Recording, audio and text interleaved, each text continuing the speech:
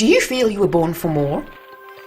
Get ready to uncover your God-given purpose so you can impact the world with your gifts, your talents, and your story.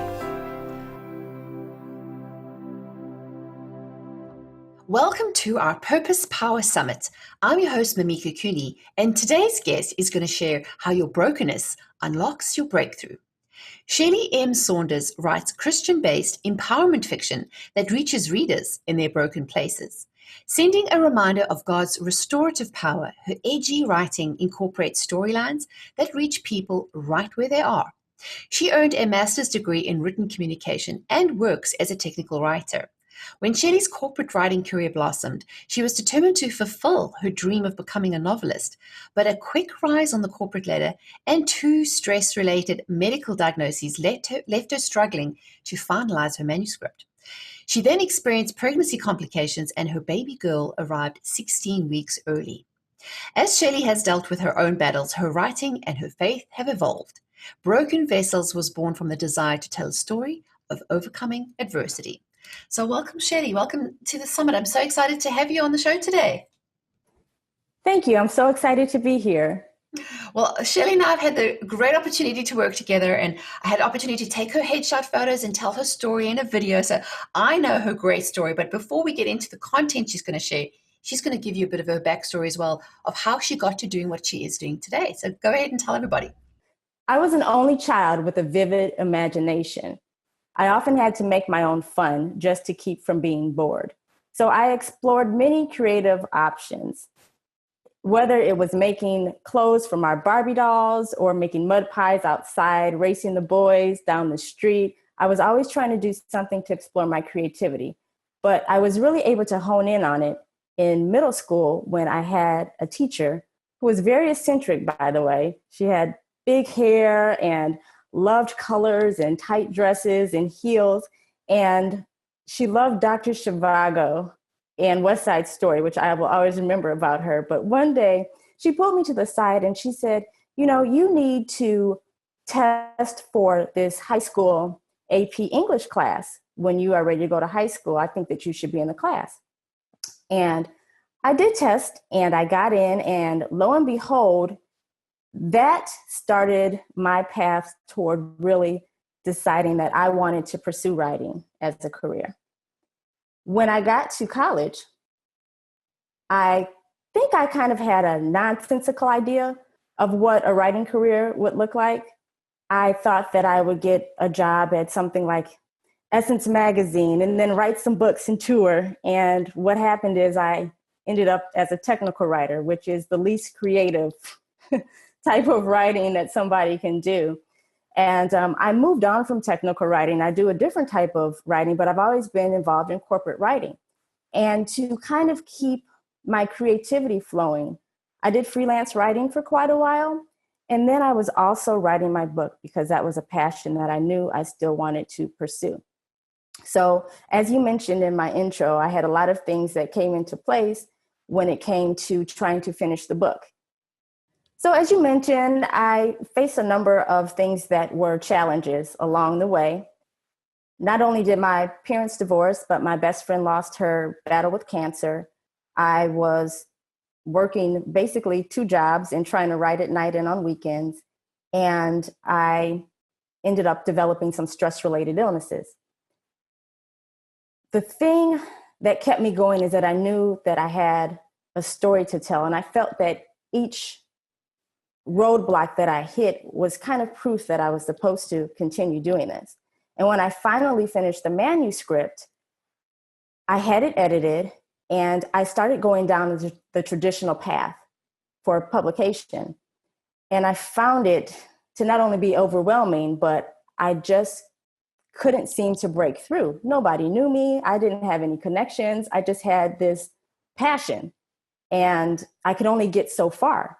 Well, one day I remember being in the basement and I'm with my manuscript and I'm looking at these rejection letters and I'm getting so far with publishers and then getting blocked. And I said, Lord, I need you to direct me. I need you to direct my path.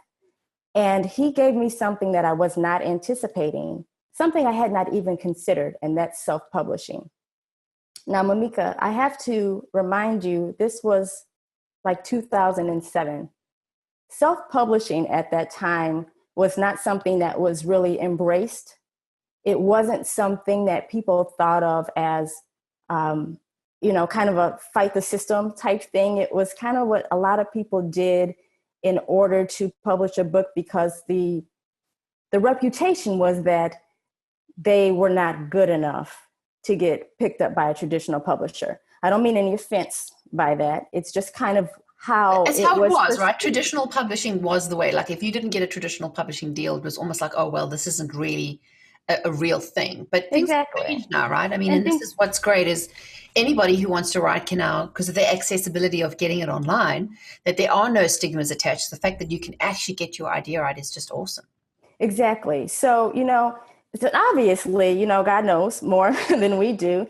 And he gave that to me at a time before that whole transition came about. So what it also did for me was it helped me to understand better, like what goes into planning. My goal was to produce a book that if you saw it on the shelf, you would not be able to distinguish it from a book that's on the New York Times bestseller list, a book that's on the New York Times bestseller list.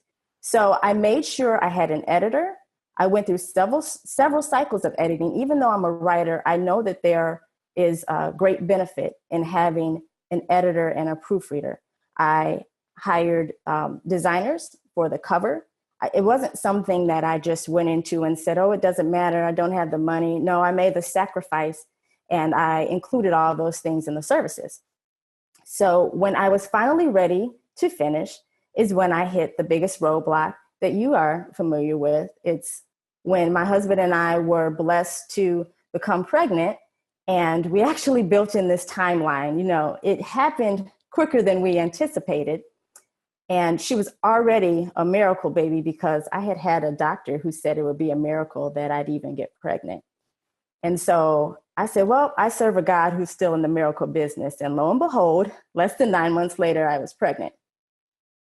But I give you that to say that we built in the book into my whole birthing timeline. And I said, oh, well, I'll publish the book and then I'll have the baby.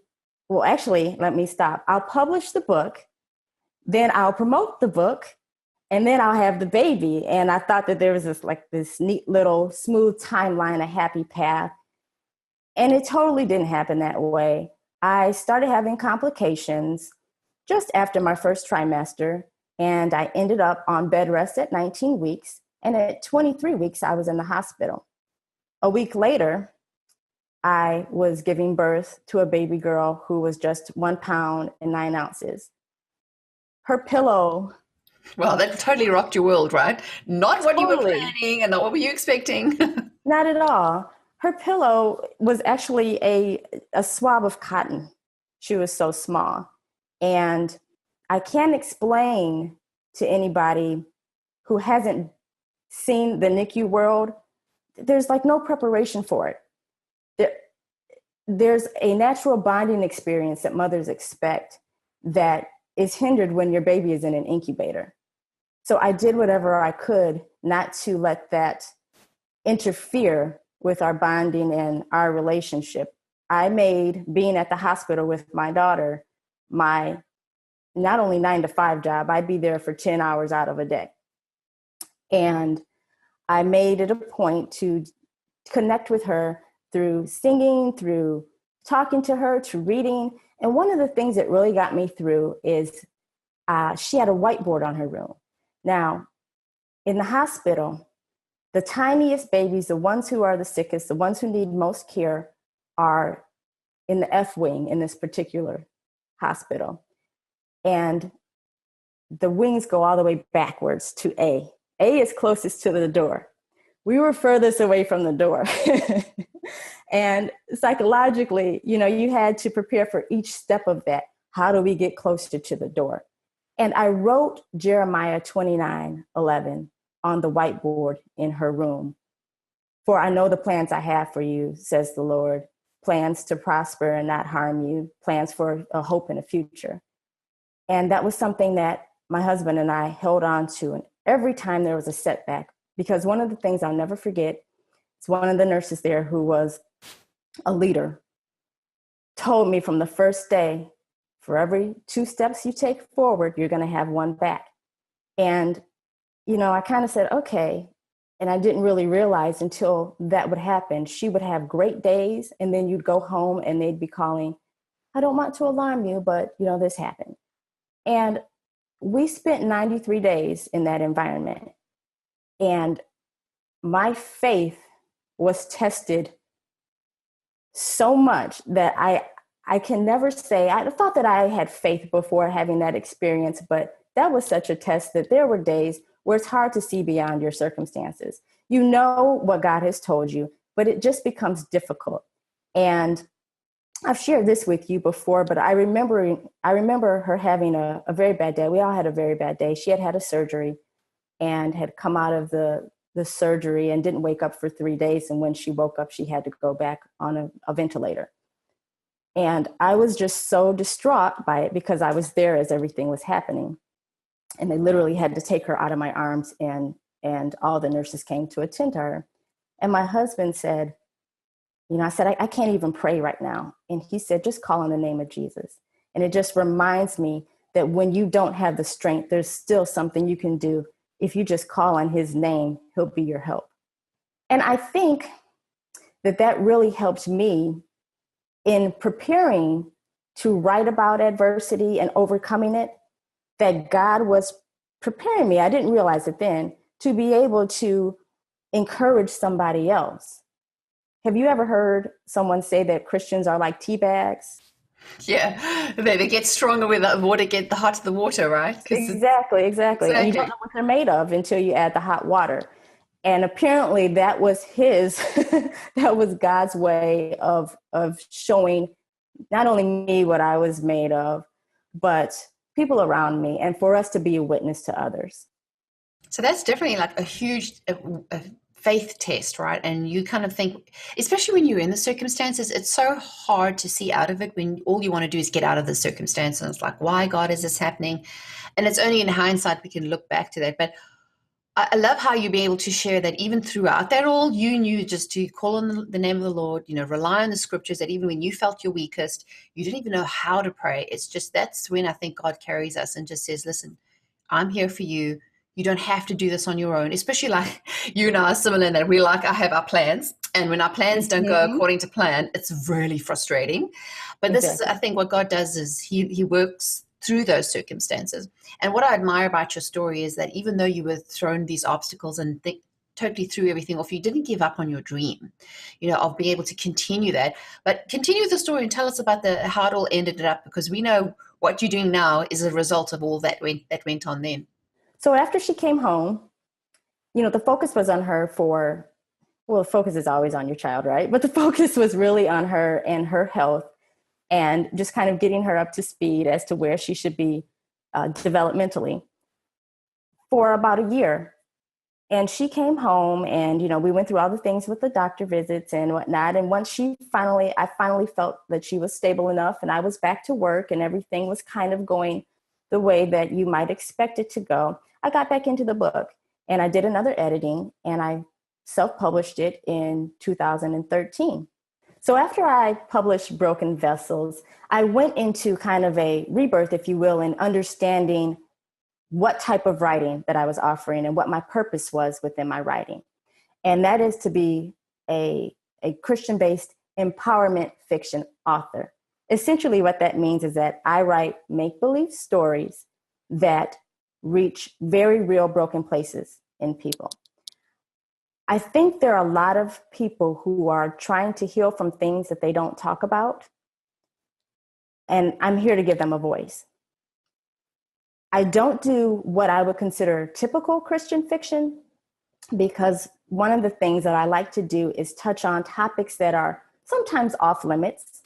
For instance, Broken Vessels incorporates the rape culture. And I think now that we have this Me Too movement, which Tarana Burke basically birthed, and then it has been popularized by Alyssa Milano and others who are in Hollywood, that we are able to see on a broader scale the effects of sexual assault. And I think that's great, but I also know that there are many people who don't have that platform and who can benefit from knowing that they're not alone in it, knowing that there is a God who is bigger than their circumstances, and knowing that there is somebody who wants to be a voice for them. And that's something that I try to do through my writing. And I think that's great, is people can identify themselves in the characters of your story. And yours, in actual fact, is a trilogy, right? There's actually 3 sections to the books and how it follows this character. So people can really identify themselves with that. And it's, I definitely think they should be made into a movie, but, I'm just saying. But what I find so encouraging, yeah, I know that would be so awesome, right? What I find so encouraging is that, no matter what your obstacles and adversaries you've had, you've still followed your heart to pursue this love for writing. And you know that through your stories, you can empower other people. So let's dive into the content and share with everybody. You have some tips that you're going to share with everyone. But to go along with what Shellie has to say today, go ahead to mimikacooney.com, click on the Summit tab, and download her free gift. She's put together a guide for you called 3 Steps to Unlocking Your Breakthrough.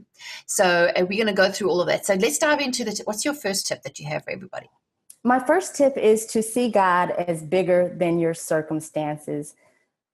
And this is something I kind of mentioned. It kind of ties into my story, that no matter what you've been through, he's bigger than your circumstances. He's bigger than what it is that you've gone through. I think we have a tendency to, it's very difficult sometimes to see things outside of what is in your immediate view, and being able to step outside of that. God wants you to turn your circumstances over to him. Don't give them more power than they deserve, because there's something better awaiting you. My next tip is change your mindset. We can't change what happened to us. We can't change our circumstances, but we can change the way we think about them. We can change our reaction to them. Have you ever felt like there's something that you really wanted to do, and maybe you started toward the goal, and then something in your head said, oh, that's stupid. Oh, you can't do it. Us women are like that all the time, right? We have this sort of mindset thing where we sort of we dismiss ourselves. We have this thing like, oh, before we even get started, I call it like the she bully. She's in our head, like the good and the bad, constantly throwing us off. Like, I so have to do a video. I'm like, definitely going to do this, like video of these 2 characters. But it's like before you even get started, right? You've actually dismissed yourself. So Exactly. So what would you say you do with that? What would your advice for that be? Change the way you think about that. Remember who you are in God. God has created us to do so many things beyond what we can even imagine. We know that power is inside of us. And I think we have to remind ourselves of that. I know I do often. I come up with ideas, and then I'm like, nobody's going to buy into that. It's like, first draft answers, right? That's why in writing terms, you don't ever you don't publish your first draft, because it's not going to be the most pretty, but at the end of the day, at least it's a start. Exactly. And I think that my advice is to keep going when you feel like that. You never know. You can't fail if you don't even complete it and try and put it out there, to be able to say, well, I tried this and it didn't work. Or guess what? I tried this and I followed where God led me. If God leads you to it, then it's for a reason. And there could be some great epiphany on the other side of it, but you just have to keep going. I love that. And it's having that fighter mentality, that no matter what the circumstances look like, that, like with you as well, writing your book, it's almost like a 10-year journey for you, right? Just trying to get to the stage of where you are now. Longer. I know, like a lot of us have had these dreams since we've been kids, but we've dismissed ourselves because we don't have the education, we don't have the knowledge, we don't have the platform, we don't have the money. The excuses could be endless, but I love it how you've been able to show that you can still push through that. So what is your next tip? My next tip is to move with bold faith. Once you figure out, okay, I have identified what my circumstances are, I've identified the things that are blocking me from getting there, move with bold faith. If you want to change careers, find out what you need to do in order to move into a new career. Find out what education, you mentioned education, that's, a big thing. I don't have the education, I don't have the experience. Find out what you need to do to get there. Find out who you know who's already doing that. Ask them to go out to lunch. Sit down, pick their brain. Get on LinkedIn.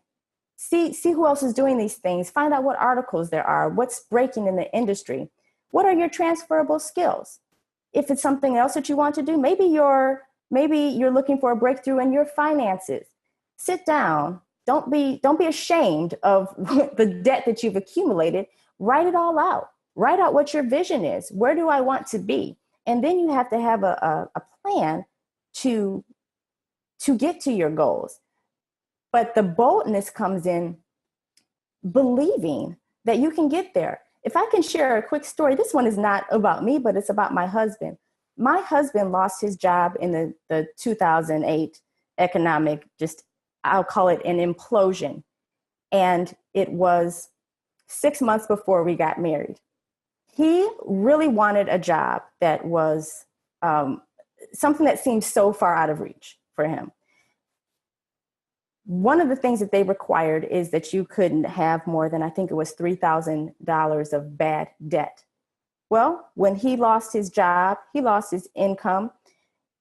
He had a condo, and in that, all of these things kind of fell to pieces in him trying to rebuild while not having a job.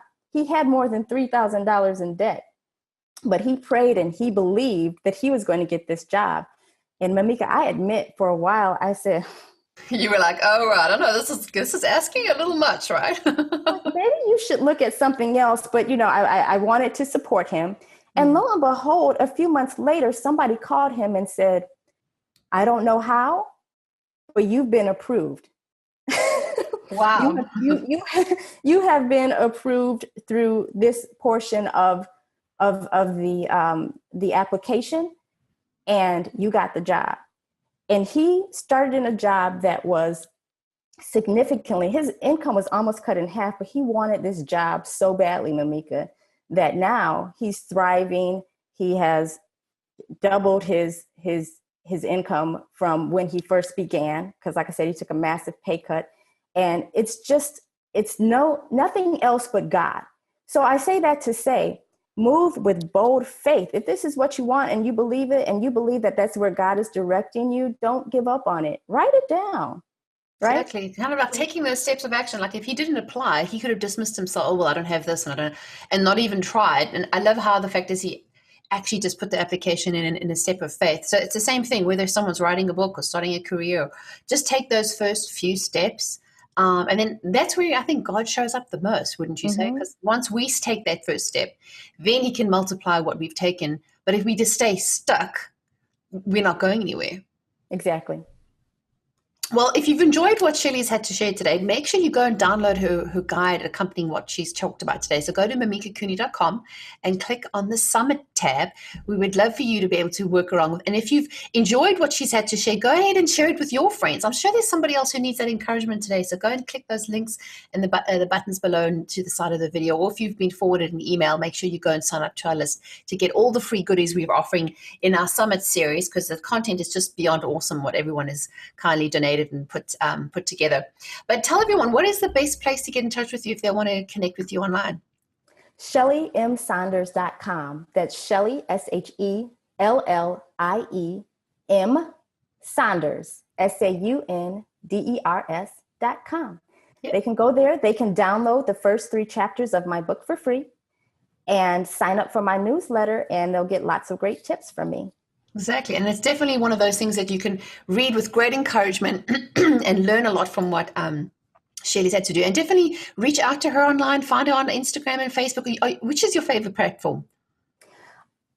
Facebook is my favorite. Yeah, probably Facebook. I was going to say that's probably right. So reach out to her, especially if you find what email. I do answer emails. You do actually. You answer them very promptly and personally.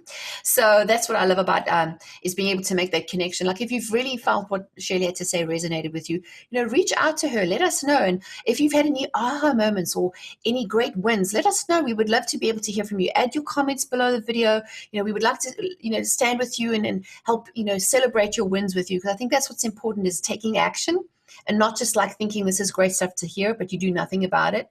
If you want to make the difference in your life, it's about activating yourself into the next step. So I've got to say, thanks so much for joining me today, Shellie. I really appreciate you sharing your story and your great content and everything that you have to offer everybody today.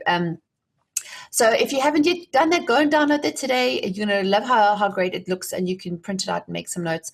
But any last words you want to add?